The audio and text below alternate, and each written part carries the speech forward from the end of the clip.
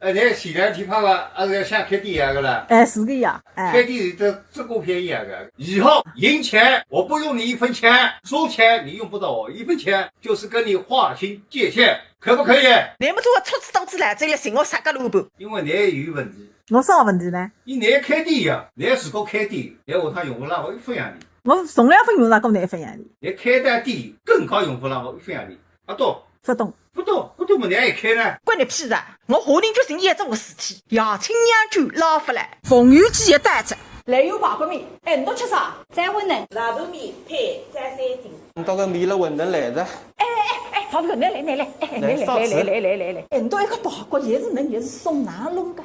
俺在自家开面店啊，你哪晓得个？所以是么赚钱的多啊？还有一个汤里向也是搞个酱油啊，想啥子个？真是显得嘞，而且我吃不出一点点酱油的味道。你耍个比方个哈？